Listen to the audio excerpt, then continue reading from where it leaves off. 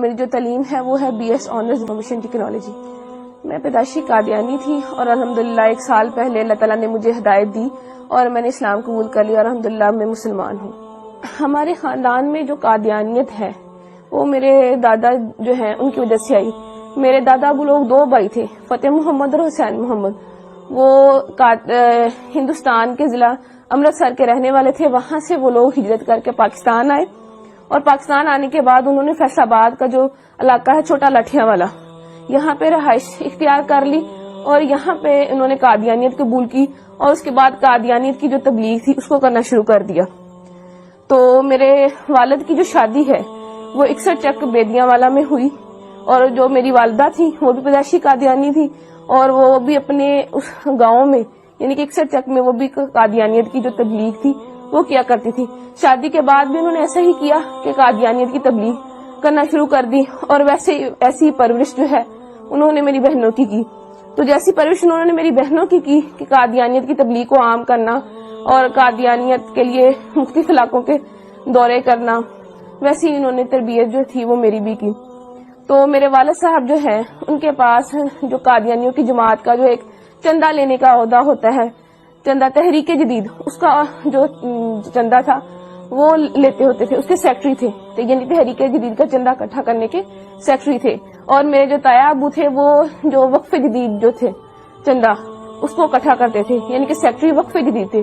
اور میرے تایا ابو کا بیٹا جو وہ ہے سیکٹری ضیافت, یعنی کہ اس کا کام یہ ہے کہ مختلف علاقہ جات سے جتنے بھی مربیان آتے, مہمان آتے, ان کی رہائش کا بندوبست کرنا, ان کے کھانے کا بندوبست کرنا, یہ سارا کام جو تھا یہ ہمارے گھرانے میں ہوا کرتا تھا. اور اس کے علاوہ جو میری بہن تھی وہ بھی سیکٹری مال تھی. ایک میری بہن سیکٹری ناصرات بھی رہی, ایک میری بہن سیکٹری تعلیم بھی رہی اور ایک وقت میں میرے پاس بھی سیکٹری تعلیم تربیت کا عہدہ تھا. اس کے بعد پڑھائی کی وجہ سے وہ میں نے عہدہ چھوڑ دیا اور میں نے ان کے اسکول میں پڑھانا شروع کر دیا. اور میں نے ان کے اسکول میں تقریباً 2 سال جو ہے ملازمت کی. فیصل آباد میں ان کی بہترین ڈبیٹر تھی.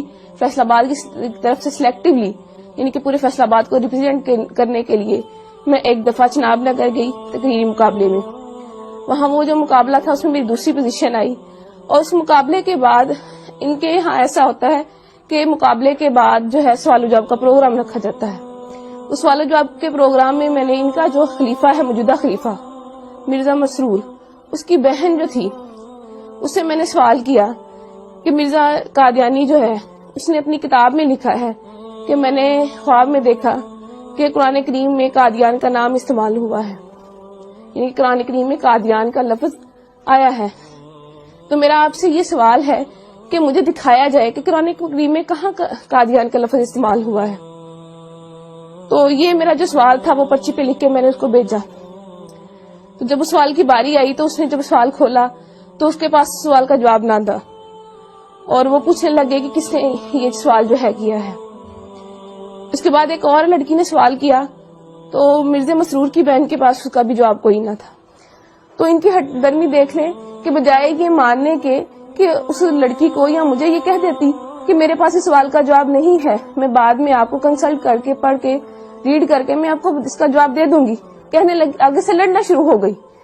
ایک ان کی قادیانیوں کی اتنی بہت بڑی مبلغہ بن کے آگے سے لڑنا شروع ہو گئی کہ اگر تمہیں زیادہ پتا ہے تو تم میری کرسی پہ آ جاؤ, تم آ کے لوگوں کو سمجھانا شروع کر دو, ایسے ہے ویسے ہے. تو اس وقت ساتھ میری جو بڑی بہن, میں نے ان کو بتایا, میں نے کہا دیکھ لیں یہ جو سوال ہے کہ قادیان کا لفظ قرآن کریم میں کہاں استعمال ہوا ہے یہ میں نے لکھ کے بھیجا ہے, ان کے پاس اس سوال کا جواب نہیں ہے.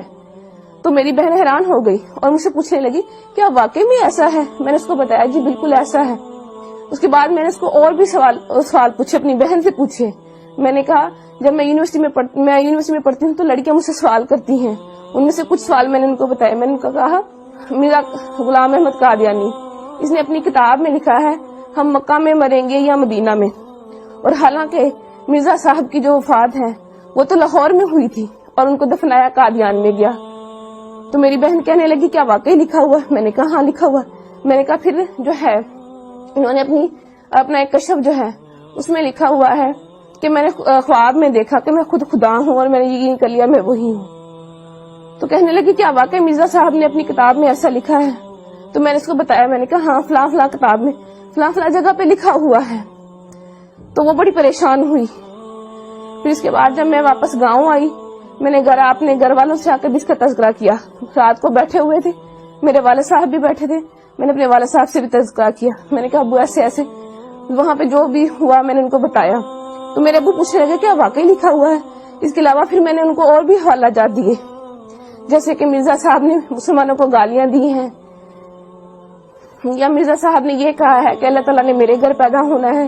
तो ये बातें सारी सुन के मेरे अबू बहुत परेशान हो गए। उसके बाद जो था मेरी अम्मी ने वो हमें इस मतलब टॉपिक पे बात करने से मना कर दिया। मेरे इस्लाम कबूल करने की वजह कुछ यूं बनी कि मैंने तालीम मुकम्मल करने के बाद एक स्कूल में जो है बतौर टीचर इंटरव्यू दिया और वहां मेरी सिलेक्शन हो गई। एक दिन हम ब्रेक के वक्त बैठे हुए थे तो अचानक मजहबी गुफ्तगू जो थी वो शुरू हो गई।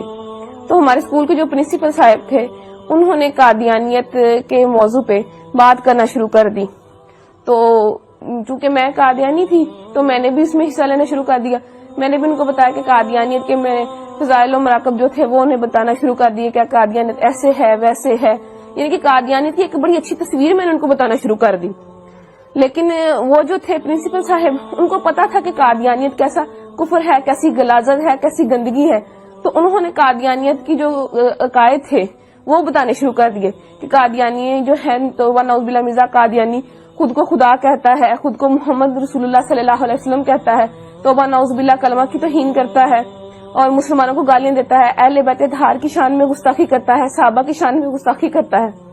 जब ये तमाम बातें मैंने सुनी तो मैं इतना डर गई कि मैं बहुत ज्यादा खौफजदा हो गई और मुझे बिल्कुल जो था वो चैन नहीं मिल रहा था कि कैसे एक शख्स जिसको हम नबी मानते हैं वो कैसे इतनी गुस्ताखियां कर सकता है, कैसे अल्लाह पाक की शान में गुस्ताखी कर सकता है या आप सल्लल्लाहु अलैहि वसल्लम की शान में गुस्ताखी कर सकता है। तो मैं घर आती हूँ तो मैं सो जाती हूँ और मैंने जब ख्वाब देखा तो मैं वो ख्वाब देख के बहुत डर जाती हूँ। ख्वाब कुछ इस तरह है कि मैं अपने घर के बाहर मौजूद हूँ, गर्मियों के दिन है, सख्त गर्मी है और मैं गली में अकेली मौजूद हूँ, मेरा सर भी नंगा है और मेरे पाँव भी नंगे हैं। तो मैं डर के मारे दौड़ना शुरू कर देती हूँ कि मुझे कोई मार ना दे। बहुत दौड़ती हूँ और फिर जब देखती हूँ अपने आप को एक कदम भी मेरा आगे नहीं बढ़ता। इस बात से मैं बहुत परेशान हो जाती हूँ कि मैंने इतनी मेहनत की, इतनी दौड़ी, इतनी जो है हिम्मत की मैंने, लेकिन अल्लाह ताला ने मेरा एक भी कदम आगे नहीं बढ़ाया। उस वक्त मेरी आंख खुल जाती है और मैं देखती हूँ कि मेरा पूरा जिस्म जो है वो पसीने से शराबूर है और मुझे अपने आप से बहुत गंदी बदबू आती है। फिर इसके बाद ये ख्वाब जो है मुझे मुतवातर आया और जब भी आता मुझे ऐसे ही डरा जाता। इसके बाद चंद दिन बाद मैं स्कूल गई तो वो जो स्कूल के प्रिंसिपल साहब थे वो मिर्ज़ा कादियानी की किताबें लेके, रूहानी खजाइन की मुख्तलिफ जिल्दें लेके बैठे हुए थे। उन्होंने मुझे बुलाया और मुझे कहने लगे कि जो जितनी बातें मैंने तुम्हें, यानी कि जितने कादियानियों के अकायद मैंने तुम्हें बताए हैं, अगर मैं तुम्हें इन किताबों से दिखा दूं तो क्या तुम यकीन कर लोगी? मैंने उन्हें कहा जी मैं जरूर यकीन करूंगी। तो उन्होंने जो है किताबें खोली और जितनी बातें जो मैंने आपसे पहले बयान की उन्होंने मुझे मिर्ज़ा कादियानी की किताबों में से दिखाई और वो किताबें मिर्ज़ा कादियानी की लिखी हुई थी। रवा की जो है ज़ियाउल इस्लाम प्रेस वहां से शाया हुई थी। इसके बाद जो है मेरी मुलाकात, जो मेरे दिमाग में शुकूक व शुबहात थे या सवालात थे तो उनको दूर करने के लिए मेरी जो मुलाकात थी वो एक साबिक कादियानी जो कि अब मुसलमान हो चुके हैं और खत्म नबूवत के बहुत बड़े मुबल्लिग हैं, इरफान महमूद बर्क साहब, उनसे मेरी मुलाकात हुई। तो उन्होंने जितने भी मेरे शुकूक व शुबहात थे वो सारे दूर किए और कादियानियत की जो गलाजतें थी जो मुझ पे नहीं खुली थी वो खोल कर मुझे बयान की। और उनकी जो किताब थी कादियानियत साइंस इस्लाम के कटहरे में, उन्होंने मुझे वो पढ़ने के लिए दी। तो इसको पढ़ के जितने भी मेरे दिमाग में सवालात थे वो सारे के सारे वो खत्म हो गए। तो इसके बाद फिर मैंने मिर्ज़ा कादियानी पे और कादियानियत पे करोड़ों लानतें भेजने के बाद आप सल्लल्लाहु अलैहि वसल्लम की गुलामी में आ गई और कलमा तैयबा पढ़ के इस्लाम कबूल कर लिया। इसके बाद जब मैं घर गई मैंने अल्लाह ताला से जाके दुआ की कि अल्लाह ताला मुझे कोई रास्ता बता, कि मुझे कोई ऐसा निशान दिखा कि मुझे पता चल सके कि मैंने आज जो किया मैं सच पे हूँ, मैं हक पे हूँ। तो मैं जो है मैं सो गई।